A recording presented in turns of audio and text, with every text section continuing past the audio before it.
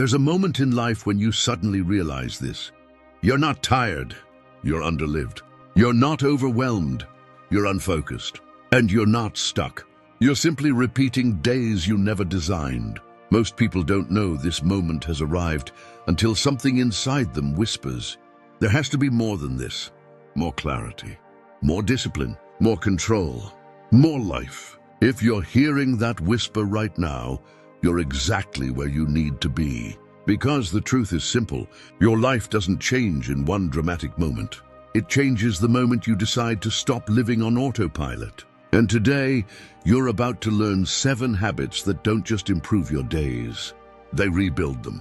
Habits that sharpen your mind, strengthen your spirit, and pull you back into the driver's seat of your own existence. If you're ready to rise, ready to upgrade your standards, ready to step into the life you keep imagining, then stay with me. Your transformation starts right now.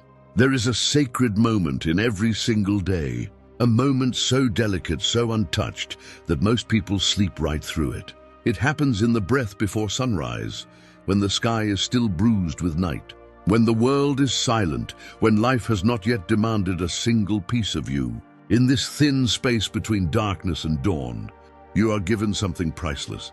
A blank page, a chance to decide who you will be before the world tries to decide for you. But almost no one uses it. Most people wake up already drowning. Their first thoughts are rushed. Their first actions are reactions. Their first moments belong to alarms, to notifications, to stress, to a life that pushes them instead of a life they choose. They wake up inside the chaos and spend the rest of the day trying to escape it. But you are not most people. You wouldn't be here if you were. Something inside you knows that you are meant for more, that the person you've been is not the limit of the person you can become. And that change doesn't require dramatic reinvention. It begins with how you start your morning. The Stoics understood this with absolute clarity. Marcus Aurelius, ruler of an empire, rose before his city did. Not because he loved discomfort or wanted to be admired, but because he understood a universal truth. If you don't take control of your first hour takes control of you. And when that happens, your entire day becomes a reaction to problems, to people, to emotions, to everything except your own intention. Waking up early is not about discipline for discipline's sake. It's about reclaiming your mind before the world touches it. It's about giving yourself a moment of ownership before obligations. Steal your energy. It's about meeting the day as its author, not as its victim. Think of how most people wake up. They open their eyes and immediately reach for their phones, scrolling through other people's lives before they've even re-entered their own. Their brain is flooded with noise before it has produced a single conscious thought. But imagine a different morning. You open your eyes into quiet. Your breath is slow. Your mind is clear. You sit up in the stillness and hear nothing but your own presence. In that silence, you reconnect with yourself, with your intentions, with your strength, with your life. You are not rushing. You are not reacting. You are choosing. This is what it means to own the morning. It doesn't matter if you wake up at 4 a.m. or 7 a.m. It matters that you wake up before the noise, before the demands, before the world tries to pull you in different directions. It matters that your first act of the day is not consumption, but presence, not distraction, but awareness, not avoidance, but creation. Because your morning is not just a time on a clock. It is a message you send to yourself. Every day you wake up with intention, you whisper, I'm someone who shows up for my life. Every day you get out of bed when you said you would. You rebuild trust in yourself. And that self-trust is the foundation of every transformation you dream of. When you rise early, something powerful happens. Your mind is clearer, your emotions steadier, your decisions sharper, your confidence stronger. You begin your day with momentum instead of resistance. You begin it with leadership instead of confusion. You begin it grounded, centered, ready. The Stoics believed in preparing the mind before facing the world.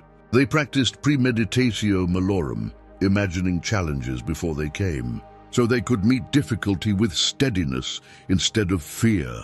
Your early morning becomes that training ground, a quiet space where you build resilience before life tests it. A private room where you shape your internal world before the external world tries to shake it. And here is the truth most people never learn. When you claim your morning, you claim your mind. When you claim your mind, you claim your life. This is the doorway. This is the beginning. This is where your transformation takes its first breath. Not with a massive leap, but with a single decision at sunrise. There is a version of you beneath all the noise, beneath the notifications, the opinions, the pressure, the rushed mornings, and the restless nights. A version of you that is calm, wise, observant, and capable of extraordinary clarity. But that version has been buried under the weight of constant stimulation, endless scrolling, unfinished thoughts, and a world designed to keep your attention scattered. The Stoics understood something we have forgotten. A mind that is never examined becomes a prison. A mind that is reflected upon becomes a compass. This is where the second habit begins. 30 minutes of daily reflection. Not a luxury, not a hobby, a necessity. Seneca practiced this every night, not out of guilt, not out of self-punishment, but because he knew that unreflected days turn into unfocused weeks, which turn into confused years, which become a wasted life. He would sit alone at the end of the day and quietly ask, where did I fall short today? Where did I grow? Where did I let emotions steer me instead of reason? What can I do better tomorrow? These questions weren't for judgment. They were for alignment. Stoics didn't aim for perfection. They aimed for progress. And progress is impossible without awareness. But today, people don't reflect. They react, they rush, they repeat. And then they wonder why life feels like a loop. Same mistakes, same emotions, same frustrations. Reflection breaks the loop. Because reflection turns experience into wisdom. Without reflection, you relive your days. With reflection, you learn from your days. So what does this practice actually look like? 1. Pick your time, but protect it fiercely. Night works best for most people because the day is complete. You have all the data, all the events, emotions, challenges, choices. They've all unfolded. And now you can step back and observe them like a scientist studying his own life. But if evening doesn't work for you, choose morning. Choose afternoon. Choose any time where distraction cannot invade you. You're not finding time, you're making time. You're claiming space for your mind. 2. Create an environment that feels sacred. No phone, no noise, no interruptions. Just a notebook, silence, and you. Your brain must understand. This moment is for me, not for the world, for me. Even lighting a candle or opening a window changes the energy. Even sitting at the same chair tells your mind. This is where I learn from myself. 3. Ask the right questions. Reflection is not rumination. Rumination is reliving. Reflection is reviewing. Here are questions that reshape your identity. What challenged me today, and how did I respond? Was my response aligned with my values? What emotion carried me today, clarity or chaos? Did I act with discipline or with impulse? What am I proud of today? What drained my energy unnecessarily? What did today reveal about who I'm becoming? These are not small questions. These are identity-shaping questions. 4. Notice without blame. Most people avoid reflection because they're afraid of what they'll see. But the Stoics practiced gentle honesty. They observed themselves like a teacher guiding a student, not like a judge condemning a criminal. You don't reflect to punish yourself. You reflect to free yourself. 5. Use reflection as correction. Once you see your patterns, you can change them. You notice, I'm reactive in the morning, so you shift your routine. I lose focus midday, so you adjust your energy habits. I avoid difficult conversations, so you plan one small, courageous action. Reflection gives you the blueprint for tomorrow's improvement. 6. Reflection creates inner leadership. When you reflect daily, you become your own guide. You don't wait for motivation. You don't wait for confidence. You don't wait for someone to rescue you. You begin leading yourself, firmly, clearly, intentionally. Life stops pushing you around because you start steering it. 7. After 1 week, you will feel the shift. The difference is subtle at first. To clearer thoughts and calmer reactions. Fewer emotional spirals. Better decisions. Wanted key D, stronger self-control. But by day 5, 6, 7, something powerful happens. You begin catching your behaviors in the moment. Before you snap at someone, you pause. Before you waste an hour scrolling, you redirect.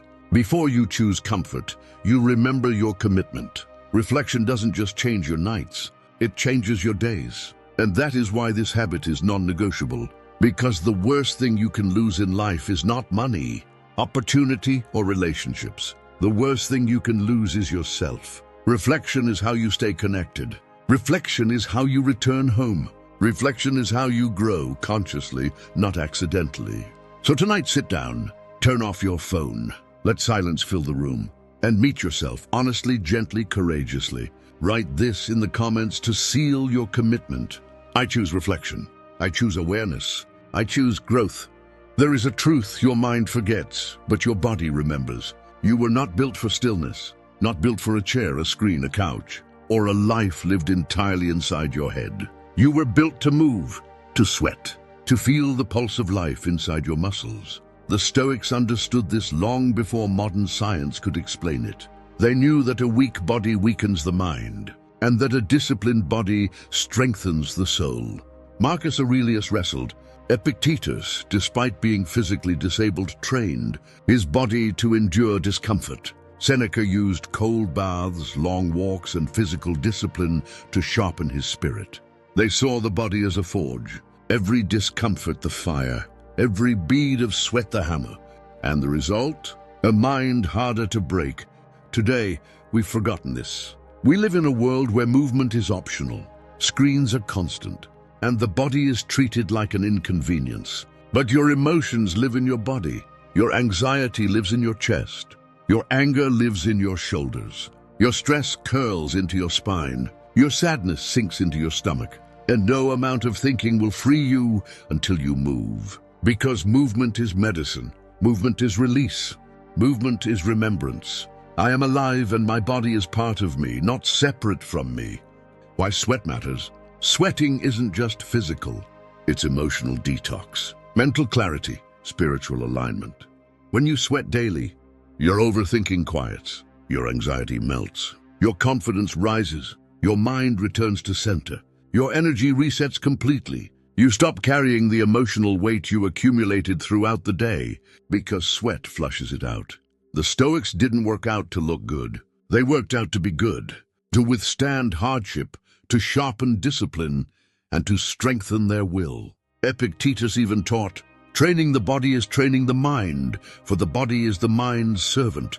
How to apply this habit, Stoic style, not with perfection, not with pressure, but with consistency. 30 minutes a day, every day, movement that makes you sweat. This is non-negotiable, because the goal isn't to transform your body, it's to transform your identity. What counts as movement? Anything that challenges you. Running, weightlifting, fast-paced yoga, boxing, swimming, skipping rope, shadow boxing, cycling, dancing, home workouts. The specific activity doesn't matter. The intensity does.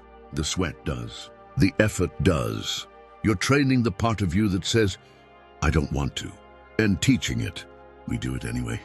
This is the real workout, not the push-ups, not the miles, not the reps, but the battle with the inner voice that prefers comfort. Stoic training was voluntary hardship, choosing difficulty to expand your capacity for life. When you sweat daily, you're not just getting stronger, you're proving something. Discomfort doesn't control me. The first week changes everything. Day 1 to 2, your resistance screams. Your excuses multiply. Your body complains. Day 3, 4, something shifts. Your brain feels clearer. Your mood lifts. The fog you've been living in begins to thin. Day 5, 7. You feel lighter, stronger, more decisive, more grounded. You start craving the movement instead of avoiding it. Not because it's easy, but because you're finally meeting the real you beneath the noise. Movement builds inner leadership. When you choose to sweat every day, you build a private agreement with yourself. I show up for me. This type of self-loyalty changes everything. Your discipline rises, your self-respect strengthens, your confidence deepens, your emotional resilience multiplies. Because if you can keep this promise to yourself, you can keep any promise to yourself. And that is what separates people who dream from people who become. Your body is talking. Listen, the stiffness in your neck isn't random. The heaviness in your chest is not weakness. The tension in your back is not bad luck. It's your body begging for movement, begging for release, begging to carry you the way it was designed to carry you. This habit isn't about fitness. It's about reclaiming your vitality, awakening your energy, freeing your emotions, sharpening your mind, strengthening your will, anchoring yourself in the present moment. Every drop of sweat is a reminder. You are capable. You are powerful. You are alive. Start today, not next Monday. Not after you buy new shoes. Not when motivation hits. Motivation won't save you. Motion will. Stand up. Move. Sweat. Reclaim your strength. Reclaim your mind. Reclaim your life. Write it below. I move daily. I sweat daily. I grow daily. There is a quiet war happening every day. A war you don't see. A war you rarely acknowledge. But a war you feel deeply. It's the war for your attention. Not your money. Not your time. Your attention. Because your attention is your life. Where it goes, your entire existence follows. Modern life has invented a new kind of chain. One without metal, without locks, without weight. A glowing rectangle small enough to fit in your hand, but powerful enough to steal the very quality of your existence. Your phone. This device has become the most practiced ritual of our generation. We wake to it. We eat beside it. We relax with it. We fall asleep next to it. But what we don't notice is that every swipe, every scroll, every notification quietly shapes our mind, and not in our favor. The Stoics warned us centuries before phones existed. Marcus Aurelius wrote, "Confine yourself to the present, not because the present is always pleasant, but because the present is the only place you actually exist. When you lose the present, you lose yourself." Today, the greatest thief of the present is the device constantly demanding your attention, with buzzing, blinking, vibrating promises of just one more check.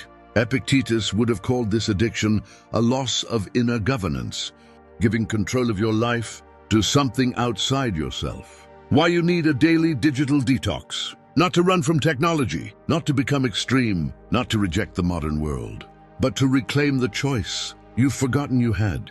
You detox because your mind is overloaded. Your focus is fractured. Your attention is scattered. Your emotions are hijacked. Your creativity is suffocated. Your peace is disrupted. You detox because you deserve to feel like a human being again, not a unit of data consumption. The first hour without your phone feels strange. Your hand twitches toward it. You feel phantom vibrations. Your mind whispers, "What am I missing? Did someone text? Did something happen?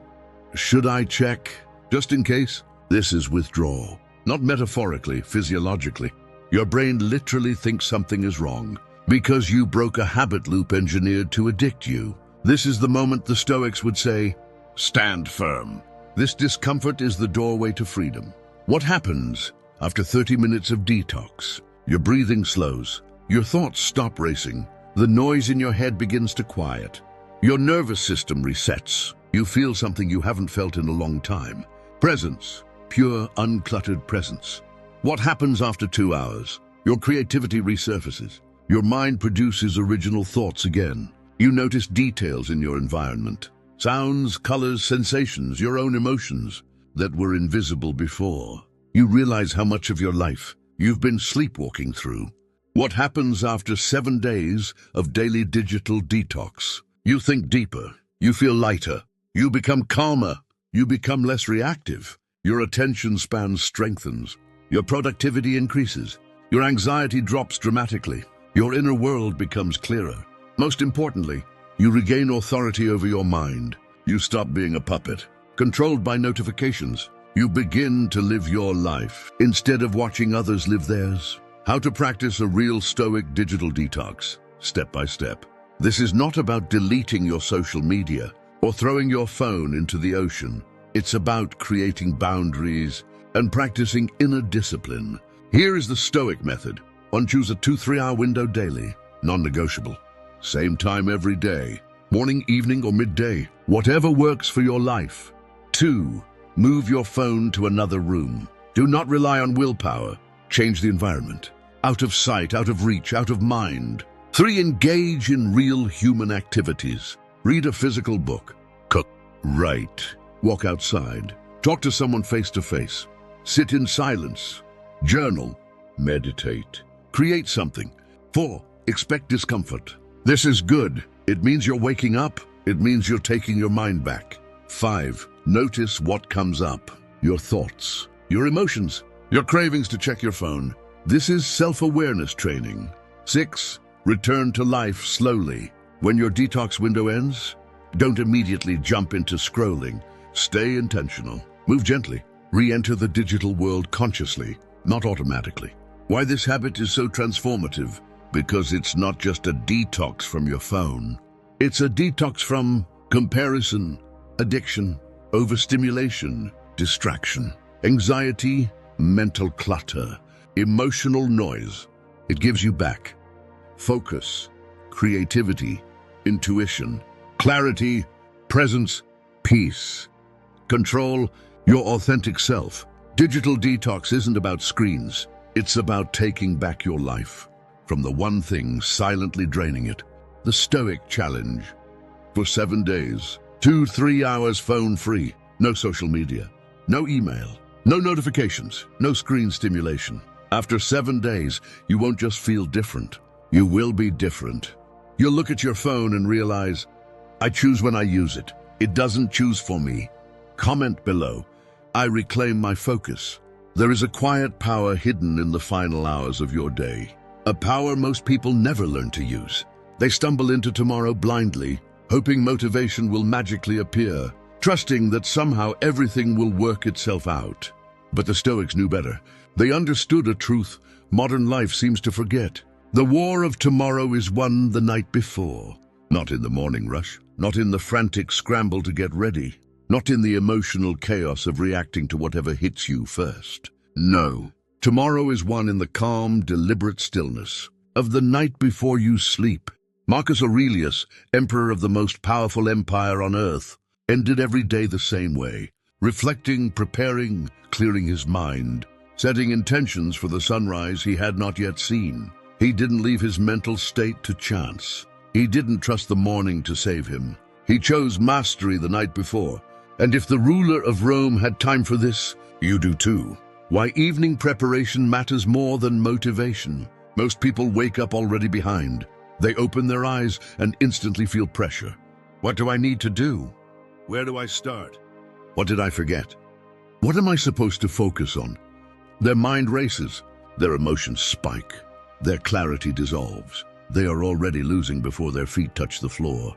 But you're different. Because you'll end each day with a ritual that creates order where there was disorder, clarity where there was confusion, and direction where there was drifting. Evening preparation is not a productivity hack.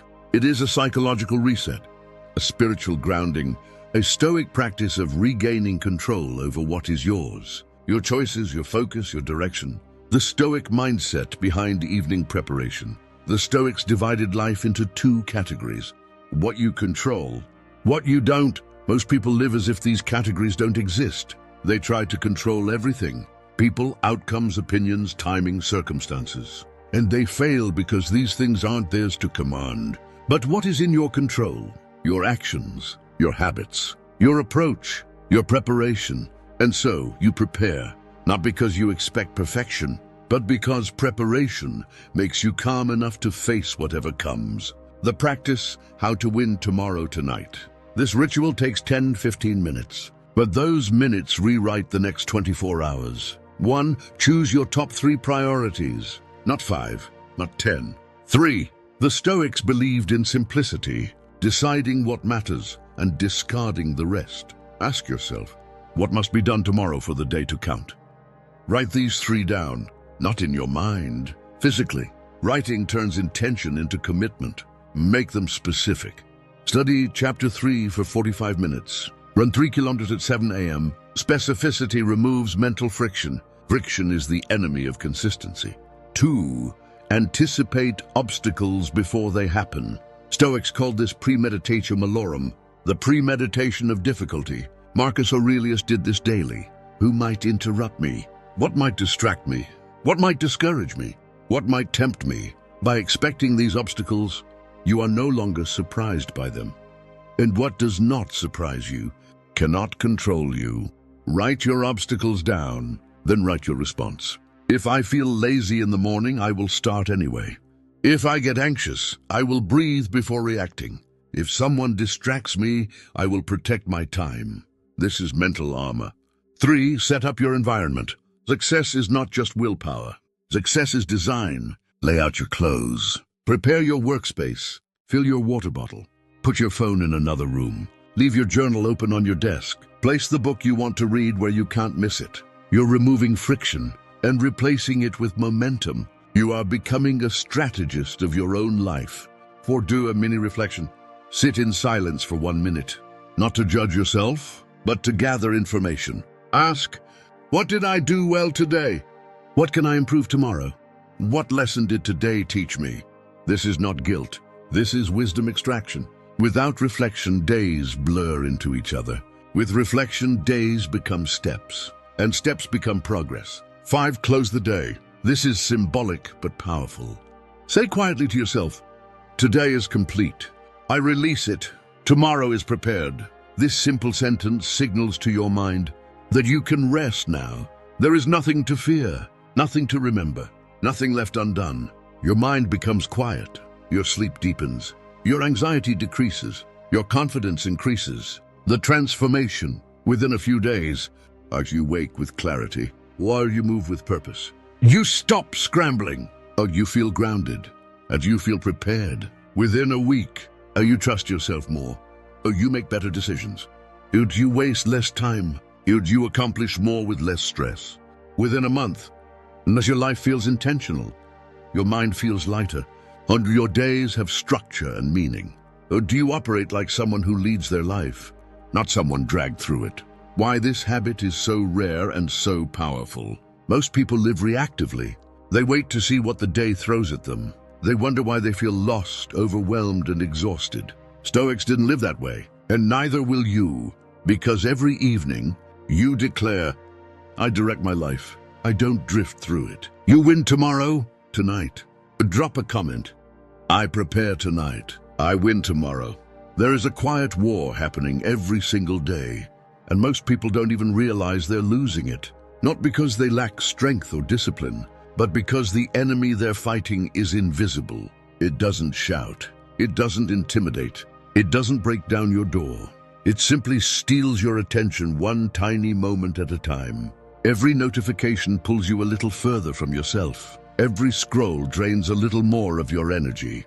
Every digital distraction chips away at your ability to think clearly, feel deeply, and be present in your own life. The Stoics didn't know smartphones, but they knew distraction better than any generation that has ever lived. Marcus Aurelius warned, confine yourself to the present, because he understood something we forget. When you leave the present, you leave your power with it. But today we don't just leave the present. We abandon it entirely. We hand it over willingly to endless noise, stimulation, and artificial urgency. We drown our inner clarity under a flood of digital consumption. Every moment spent scrolling is a moment spent disconnecting from your own mind. Every dopamine hit pulls you further from your true self. Every hour given to the screen is an hour removed from the life you could be building. The cost is enormous, but because it happens slowly and silently, we barely notice it until years have passed and we no longer remember what real focus feels like. The Stoics built their entire philosophy on self-mastery. Yet how can you master yourself when your attention is constantly being hijacked? How can you understand your inner world when your mind is always filled with the noise of the outer world? How can you think deeply when you live in a culture designed to keep you distracted? And so this habit, disconnecting completely from the digital world for 2 to 3 hours every day, becomes one of the most powerful practices for reclaiming your inner strength. This detox begins with a simple decision. Choose a consistent window of disconnection each day. It might be early in the morning, or late at night, or during the afternoon. The time doesn't matter. What matters is that you commit to it fully. During this block, your phone must be out of reach, not on silent, not face down, not in the same room. Physical distance is essential because temptation weakens with distance. The farther your phone is, the stronger your mind becomes. Once you disconnect, the rule is absolute. No screens of any kind. Not the phone, not the laptop, not the television. For these few hours, digital life disappears and real life returns. And with the space created, you fill the time with activities that reconnect you with your humanity. Read a physical book slowly. Walk without headphones. Sit in silence and listen to your own thoughts. Write in a journal. Cook a meal without rushing. Have a genuine conversation with someone you care about. Or simply observe the world around you.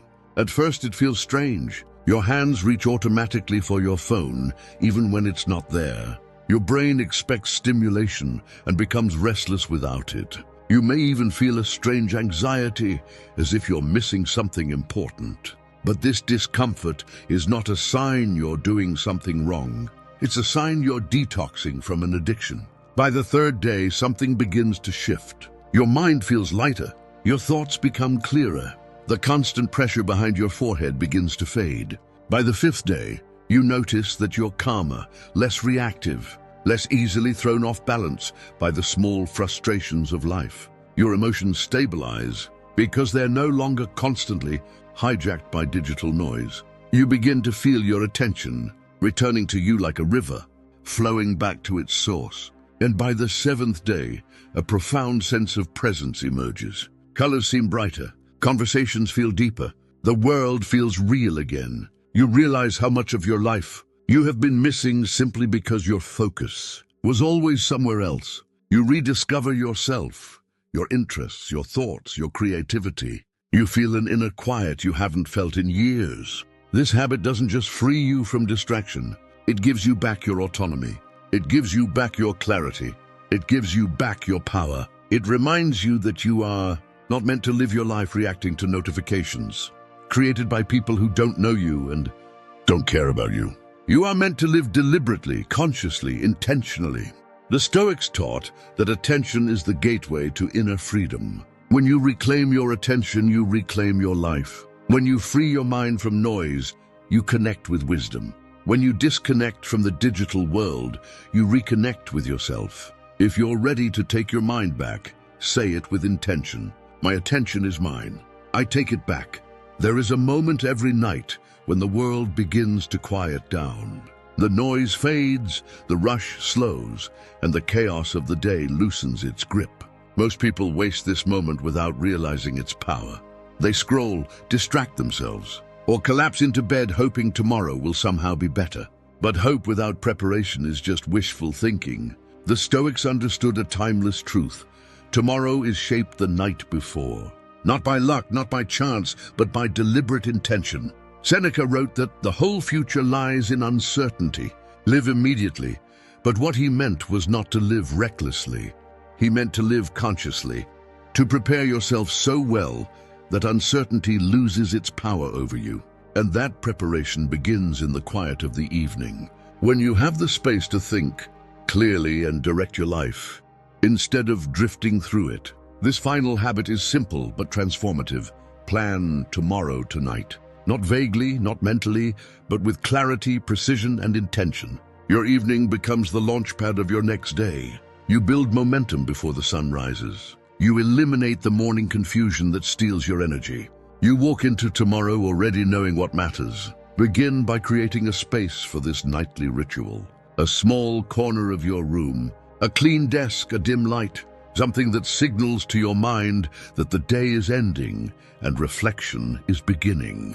Sit with yourself. No phone, no noise, just presence. Then look inward and ask one powerful question. What must happen tomorrow for me to call the day a success? Not 10 things, not a long checklist, just 3 clear priorities. These priorities must be specific, intentional, and meaningful. Instead of writing, work on my project, write, finish the first 2 pages. Between 9 and 11 a.m., instead of noting exercise, write run for 30 minutes at dawn. Instead of clean the house, Right, organize the workspace before breakfast. Specificity builds clarity. Clarity builds momentum. Momentum builds transformation. Once your three priorities are clear, identify the obstacles that might appear. This is a Stoic principle known as premeditatio malorum, the premeditation of challenges. But this is not pessimism, it is preparation. If you know the challenge before it comes, you cannot be surprised by it. You cannot be defeated by it. You walk into the day armored, ready, aware. Write down your obstacles honestly. Maybe you tend to oversleep. Maybe you procrastinate. Maybe people interrupt you. Maybe fear holds you back from starting something meaningful. And once the obstacles are acknowledged, choose your response beforehand. If you wake up tired, you will stand up after counting down from 5. If someone distracts you, you will tell them you're focused and reconnect later. If fear whispers in your ear, you will take the first small step anyway. This nightly practice also involves preparing your environment. Set out your clothes for the morning. Pack your bag. Clean your workspace. Place your journal or book where it will greet you. Remove friction from the tasks that matter. The easier the path, the more likely you are to walk it. Success is not just discipline. Success is reducing obstacles before discipline is even needed. As the days pass, something shifts inside you. On the third night, you'll notice clarity returning. You'll feel less overwhelmed because your mind knows what it must do.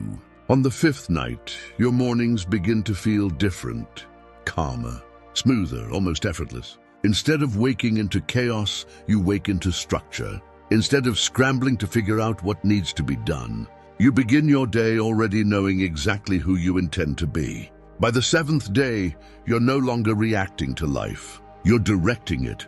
You're no longer being pushed by urgency. You're moving with purpose. You feel grounded because your future is not random anymore. It is guided. It is shaped by your preparation. The Stoics believed that the greatest power any person can possess is the ability to govern themselves. Evening preparation is the practice of self-governance. It is how you take ownership of your time, your energy, your choices, and eventually your destiny. You stop guessing your way through life. You start designing it, and something even deeper happens. You begin to trust yourself again. When you write a plan and follow it, you build integrity. When you commit to a direction and honor it, you rebuild confidence. When you meet tomorrow with clarity instead of confusion, you stand taller. You feel stronger. You move with certainty. Tomorrow becomes a place you step into with intention, not fear, with direction, not doubt, with confidence, not hesitation. And your life begins to expand, quietly, powerfully, consistently. This is how transformation happens, not through grand moments, but through simple nightly commitments that compound into a completely different life. So tonight, before you sleep, take the time, sit with yourself, write your 3 priorities, anticipate the obstacles, prepare your environment, and watch how your life shifts, not someday, but immediately. If you're ready to take control of tomorrow, declare it. I prepare tonight. I rise with clarity. I create my life. As we come to the end of these 7 sections, I want you to pause for a moment. Not to think, but to feel. Feel the shift inside you. Feel the clarity. Feel the quiet, steady rise of a version of you that has been waiting patiently for you to finally say, enough, I'm ready to change. Because everything you just heard, everything you just absorbed leads to one truth. Your life is built in the small hours, the quiet choices, the unseen habits, not in grand speeches, not in sudden miracles, but in the daily dedication no one applauds. The Stoics understood this. They lived in a world full of uncertainty, disorder, chaos, just like ours. They knew they couldn't control the world, but they could control themselves. They became powerful not because life was easy, but because they mastered the inner world that shapes all outer experiences. And now that same path is open to you. You're no longer just watching a video. You're standing at the doorway of a different life, one built not on distractions, not on fear, not on survival mode thinking, but on discipline, intention, reflection, and presence. Let this sink in. No one is coming to save you, but no one needs to, because you have everything you need already within you, buried underneath excuses, uncertainty, and years of running on autopilot. What these 7 habits reveal is simple. You are strong when you choose strength. You are calm when you choose presence. You are disciplined when you choose consistency. You are powerful when your actions and your intentions finally align. And something extraordinary happens when they do. You stop being a passenger in your own life. You become the architect, the author, the mover, the one who decides how the story unfolds. Yes, there will be days you forget, days you slip back into old routines, days when motivation dies and fatigue wins. But that's not failure. That's human. What matters is that you return to your habits, return to your intention, return to the version of you who is fighting, quietly, steadily, to rise. Because transformation isn't a straight line, it's a spiral. You revisit the same lessons, the same challenges, but you return to them stronger every time. And here's the truth I want you to carry with you after this video ends. Your future is not shaped by what you want. It's shaped by what you repeat. Repeat discipline, repeat reflection, repeat movement, repeat presence, repeat preparation. Do that, and your life will begin to shift in ways that feel almost supernatural. Not because the world changed, but because you did. You reclaim your mornings. You reclaim your attention. You reclaim your mind. You reclaim yourself, and people will notice. Your energy will change. Your decisions will sharpen. Your confidence will grow, not from ego, but from evidence. Evidence that you are becoming someone you can trust. So if this message reached you at the right time, if even one habit resonated, if something inside you whispered, "This is my moment," then don't let it fade. Take action now. If this video inspired you, hit the like button so more people find it. Comment below which habit you're starting today, because writing it makes it real. And subscribe to the channel, because we are building something rare here. A space for people who want to grow, reflect, and rise together. Your next 7 days could change your next 7 years. Your next decision could rewrite your entire direction. And remember this deeply. You're not behind.